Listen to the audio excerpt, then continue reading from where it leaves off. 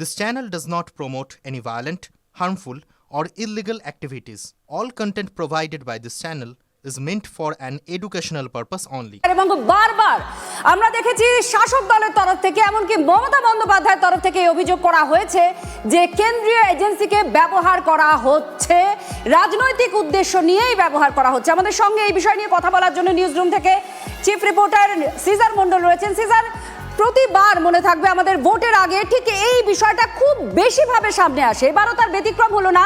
SIR এর শুনানি পর্ব চলছে, মানুষের হয়রানির অভিযোগে সরব হয়েছে তৃণমূল, কিন্তু তারপরেও এই সংঘাতের জায়গা তৈরি হলো।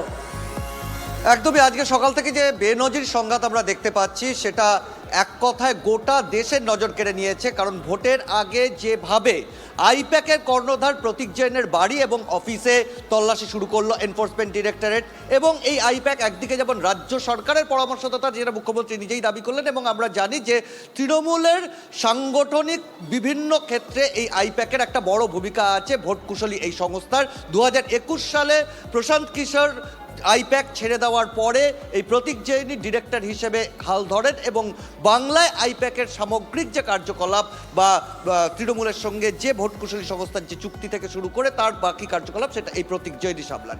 এবং এই প্রতীক জৈনের নাম কিভাবে এই কয়লা কেলেঙ্কারিতে আসছে, এনফোর্সমেন্ট ডিরেক্টরেটের দাবি, এনফোর্সমেন্ট ডিরেক্টরেট সূত্রে যেটা জানা যাচ্ছে, কয়লা কেলেঙ্কারির বেশ কিছু অভিযুক্তর বয়ানে এই প্রতীক জৈনের কথা উঠে এসছে। প্রতীক জৈনের মারফত বা প্রতীক জৈনের মধ্যস্থতায় বেশ কিছু একেবারে সিজার, তুমি আমাদের সঙ্গে থাকো। তবে এই মুহূর্তে সবথেকে বড় খবরে আমাদের নজর রাখতে হবে। মুখ্যমন্ত্রীর অভিযোগের জবাব এবার ইডির। ক্ষমতার বলে নথি ছিনিয়ে নেওয়া হয়েছে। আরো একবার জানাই, মুখ্যমন্ত্রীর অভিযোগের জবাব ইডির। ক্ষমতার বলে নথি ছিনিয়ে নেওয়া হয়েছে। সাংবিধানিক ব্যক্তি ক্ষমতার বলে বেআইনিভাবে ঢুকে নথি ছিনিয়ে নিয়েছে, পাল্টা অভিযোগ ইডি। কয়লাকাণ্ডে আর্থিক দুর্নীতি মামলার তল্লাশি এবং ভোটের সঙ্গে এই তল্লাশির কোনো সম্পর্ক নেই। আমি আবারও চলে যাবো চিফ রিপোর্টার সিজারের কাছে। সিজার, মুখ্যমন্ত্রী মমতা বন্দ্যোপাধ্যায় যে অভিযোগ করছে, এবারে তার পাল্টা ইডির পক্ষ থেকে বলা হচ্ছে ক্ষমতার বলে নাকি নথি ছিনিয়ে নেওয়া হয়েছে। একদমই, কারণ এনফোর্সমেন্ট ডিরেক্টরেটের পক্ষ থেকে যে বক্তব্য, এনফোর্সমেন্ট ডিরেক্টরেট সূত্রে যেটা জানা যাচ্ছে, তারা যে বক্তব্য এখন পর্যন্ত জানিয়েছে যে এই মামলায় এখন পর্যন্ত 10 জায়গায় তল্লাশি চলছে। সেই 10 জায়গার মধ্যে এই দুটো জায়গা প্রতীক জৈনের বাড়ি এবং তার অফিস।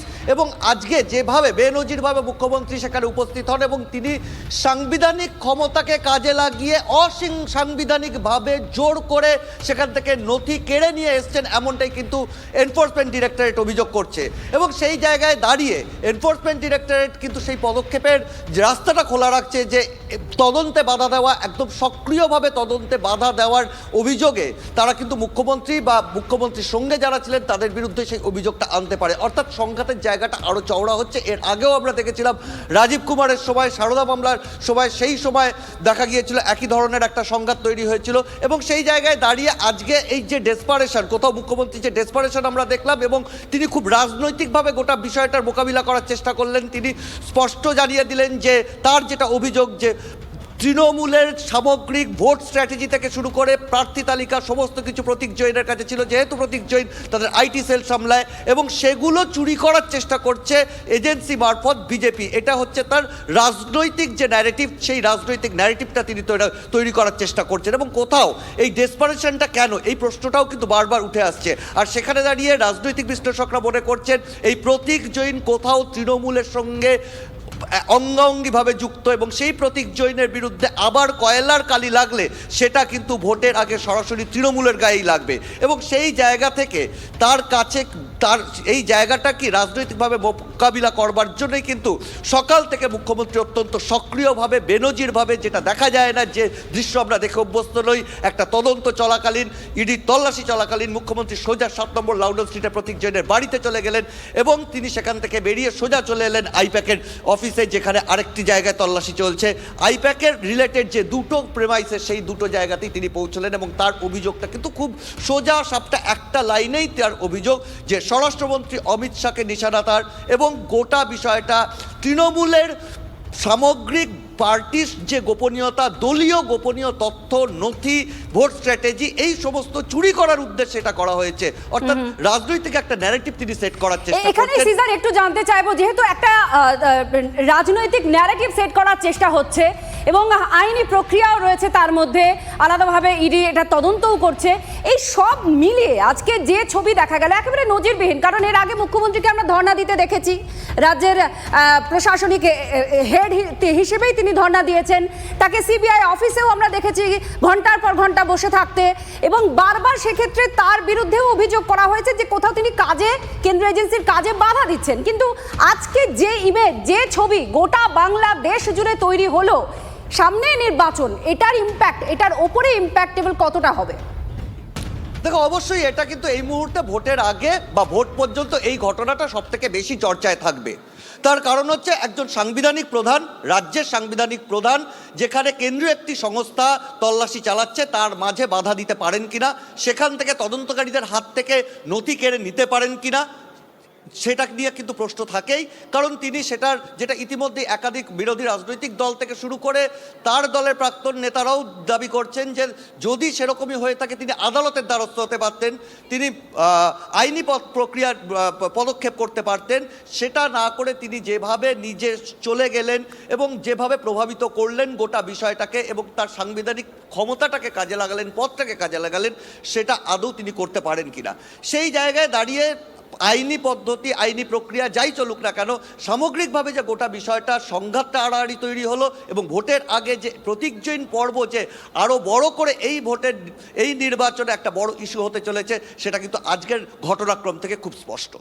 সিটার আরো একটি বিষয় দেখো, এই যে এখন এই মুহূর্তে যেটা চলছে, যা দেখতে পাচ্ছি আমরা, সেক্ষেত্রে কিন্তু একাধিক অভিযোগ উঠে আসছে, কিন্তু ইডির পক্ষ থেকে একটা জিনিস বলা হচ্ছে যে কয়লা কাণ্ডে আর্থিক দুর্নীতি মামলায় এই তল্লাশি, ভোটের সঙ্গে এই তল্লাশির কোনো সম্পর্ক নেই, এটা আর্থিক অনিয়ম রোধে একটা স্বাভাবিক প্রক্রিয়া, ইডির পক্ষ থেকে এটা স্পষ্ট বলা হচ্ছে। তবে যেটা তোমাকে শুরুতেই বলছিলাম, এনফোর্সমেন্ট ডিরেক্টরেটের কিন্তু বক্তব্য খুবই স্পষ্ট। তারা জানাচ্ছেন যে কয়লা কেলেঙ্কারির বিভিন্ন দীর্ঘদিন ধরে এই কয়লা কেলেঙ্কারির তদন্ত চলছে, এনফোর্সমেন্ট ডিরেক্টরেট করছে, দিল্লিতে এই মামলা নথিভুক্ত হয়েছে এবং সেই তদন্ত করতে গিয়ে একাধিক অভিযুক্তর বয়ানে এই প্রতীক জৈন নামটা উঠে এসছে, প্রতীক জৈনের মধ্যস্থতায় আর্থিক লেনদেনের বয়ান উঠে এসছে এবং আমরা জানি যে এনফোর্সমেন্ট ডিরেক্টরেটের সামনে দেওয়া বয়ান, কোনো অভিযুক্তের বয়ান, সেটা কিন্তু ম্যাজিস্ট্রেটের সামনে দেওয়া গোপন জবানবন্দির সমকক্ষ এবং সেই জায়গায় দাঁড়িয়ে সেই বয়ানের ভিত্তিতেই প্রতীক জৈনের বাড়িতে তল্লাশি এবং এটার সঙ্গে নির্বাচনের কোনো সম্পর্ক নেই, এটা একটা অনগোয়িং তদন্ত বা ইনভেস্টিগেশনের একটা পার্ট হিসেবেই এই আজকের যে তল্লাশি সেটা এনফোর্সমেন্ট ডিরেক্টরেটের দাবি এবং তারা এক ধাপ এগিয়ে গোটা বিষয়টাকে কিন্তু তারা সেই বার্তাটাই দিচ্ছেন যে আজকে মুখ্যমন্ত্রী যেভাবে করেছেন, যেভাবে সাংবিধানিক পথকে কাজে লাগিয়েছেন নথি কেড়ে নেওয়ার ক্ষেত্রে, সেটা সম্পূর্ণ অসাংবিধানিক এবং সেই জায়গায় দাঁড়িয়ে ইডি কিন্তু, আমরা এর আগে শেখ শাহজাহানের সময় দেখেছিলাম কিভাবে রাজ্য এবং এনফোর্সমেন্ট ডিরেক্টরেটের একটা চরম সংঘাত তৈরি হয়েছিল, ঠিক সেরকমই কিন্তু এই এনফোর্সমেন্ট ডিরেক্টরেটও আইনি পদক্ষেপ করার দিকে এগোতে পারে, সেই ইঙ্গিতও কিন্তু খুব স্পষ্ট। একেবারে সিজার, তুমি সঙ্গে থাকো আমাদের। আমরা আজই একবার সকাল থেকে নজর যদি রাখি, সকাল থেকে লাগাতার কিন্তু এই যে পর্ব, সেই পর্বটা চলছে। আইপ্যাকের কর্ণধারের বাড়ি, অফিসে ইডির তল্লাশি, কলকাতা থেকে জেলা প্রতিবাদে পথে এবারে তৃণমূল, দেখাচ্ছি আমরা সেই ছবি। আর এই মুহূর্তে দেখাচ্ছি একটার পর একটা ছবি, জেলার যে প্রতিবাদ কর্মসূচি, সেই প্রতিবাদ কর্মসূচির ছবি আমরা দেখাচ্ছি। এই মুহূর্তে দুটো ছবি দেখতে পাচ্ছেন, একদিকে মুখ্যমন্ত্রী মমতা বন্দ্যোপাধ্যায় তিনি যখন প্রতীক জৈনের বাড়িতে ঢুকলেন সেই ছবি দেখাচ্ছি, এবং অপরদিকে জেলায় জেলায় পথে এবারে তৃণমূল কংগ্রেস।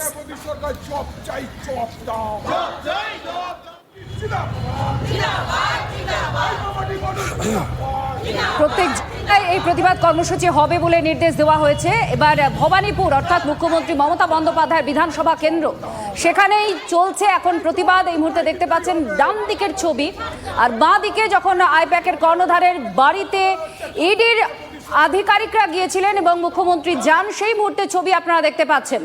আর ডান দিকে সল্টলেকের যে সেক্টর 5-এ যে অফিস রয়েছে আইপ্যাকের, সেখানেও তৃণমূল কর্মীরা ছিলেন। বেশ কিছু বক্তব্য, প্রতিক্রিয়া উঠে আসছে, আপনাদের শোনাতে থাকবো।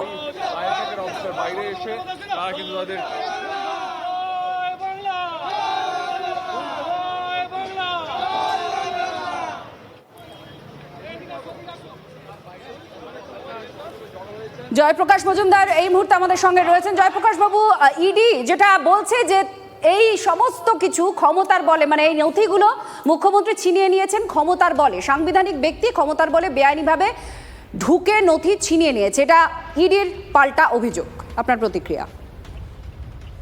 প্রাথমিকভাবে ইডি কেন একটা রাজনৈতিক পরামর্শদাতা একটা কোম্পানির যারা পরামর্শ দিয়ে থাকে তৃণমূল কংগ্রেসকে, তাদের দপ্তর, তাদের মালিকের বাড়ি কেন তারা রেড করলো? এটাও ইডি স্পষ্ট করেছে। তারা বলছে যে তারা প্রতীক জৈনের নাম পেয়েছেন, অভিযোগ পেয়েছেন, তথ্য পেয়েছেন, তার জন্যই তারা গিয়েছিলেন। এটা একটা অনগোয়িং তদন্তের মধ্যেই আছে। না, অনগোয়িং তদন্ত হলে নোটিশ পাঠাতে হবে, নোটিশ পাঠাতে হবে, আগে জানাতে হবে কি বিষয় তদন্ত। যে সমস্ত কাগজপত্র নিয়ে টানা হাঁচড়া করে প্রমাণ করে দিয়েছে তাদের আসল লক্ষ্য কাউকে দিয়ে একটা কমপ্লেন করিয়ে তদন্তের নামে তৃণমূল কংগ্রেসের স্ট্র্যাটেজি এবং ডেটা লুট করা। এটা বিজেপি পেছন থেকে করাচ্ছে ইডিকে দিয়ে, এছাড়া আর কিছু হতে পারে না। আপনারা শুনেছেন কোনোদিন যে ইডি তারা একটা রাজনৈতিক কনসালটেন্ট এবং তৃণমূল কংগ্রেস যাদের সঙ্গে পেরে উঠছে না তাদের কনসালটেন্টের অফিসে গিয়ে তাদের ডেটা, তাদের হার্ড ডিস্ক, কম্পিউটার, ল্যাপটপ এইসব নিয়ে তারা কারবার করবে ইডি? কারণ বিজেপি পারছে না বলে। ইডি গরিব কাজ করেছে, কিছু হলে নোটিশ পাঠাতো, তাদের কিছু জানার থাকলে চিঠি দিয়ে জানাতো এই তথ্যগুলো দিন, এই ব্যাংক স্টেটমেন্ট দিন, এই ইনকাম ট্যাক্স রিটার্ন দিন, কাগজ দিন। তার বদলে তারা চলে গেল রেড করতে, শুধু ডকুমেন্ট নেব। গরিব কাজ। স্বাধীন ভারতে এরকম ঘটনা ঘটেনি। আজকে বিজেপি তারা তৃণমূলের কাছে পর্যুদস্ত হয়েছে, সামনের নির্বাচনেও পর্যুদস্ত হবে। এসআইআর করতে গিয়েছিল, সেটা ব্যাকফায়ার করেছে। সেই হতাশার থেকে তার অমিত শাহ একদম ডেসপারেট হয়ে ইডিকে পাঠিয়েছে কনসালটেন্টের অফিসে যে তৃণমূলের সব ডেটা কালেক্ট করো, স্ট্র্যাটেজি কালেক্ট করো, তারা কিভাবে সামনের নির্বাচনে লড়বে। বোঝা গিয়েছে জয়প্রকাশ বাবু, আপনার বক্তব্য বোঝা গিয়েছে। ধন্যবাদ।